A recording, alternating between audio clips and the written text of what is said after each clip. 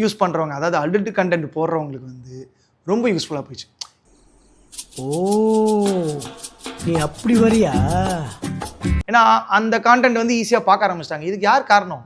People தான் காரணம், அந்த ஃபேன்ஸ் தான் காரணம். This is an unwanted statement irrelevant to the current situation. Mostly இதை வந்து எப்படி சொல்லலாம்னா, இந்த ஒன்லி ஃபேன்ஸ் பேஜே வந்து அந்த அடல்ட் கான்டென்ட்னால தான் அது ரீச் ஆச்சு, எல்லாருக்குமே தெரிய ஆரம்பிச்சிது. அதனால அந்த வெப்சைட்டை ஒரு பிட் வெப்சைட்னு எல்லாருக்குமே தெரிய ஆரம்பிச்சிருச்சு.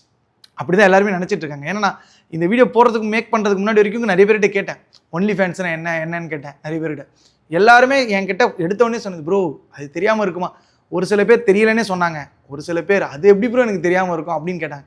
அப்புறமா அந்த வெப்சைட்டுக்குள்ளே நான் போய் பார்த்தேன், அதில் குக்கிங் வீடியோலாம் இருக்குது, டான்ஸ் வீடியோலாம் இருக்குது, எல்லாமே மிக்சப்படாக இருக்குது. ஆனால் அடல்ட் போனோகிராஃபி வீடியோ வந்து கொஞ்சம் ஹையஸ்ட் லெவலில் பீக்கில் இருக்குது. ஏன்னா அதுக்கு இருக்க சப்ஸ்கிரைபர் வந்து அதிகம். நம்ம இந்தியாவிலே பார்த்தீங்கன்னா அந்த மாதிரி ஒரு ஒன்லி ஃபேன்ஸ் பேஜில் அடல்ட் போனோகிராஃபி போடுற ஒரு ஆளை வந்து நான் சொல்கிறேன், இந்த வீடியோ லாஸ்ட்டில் அது சொல்கிறேன்.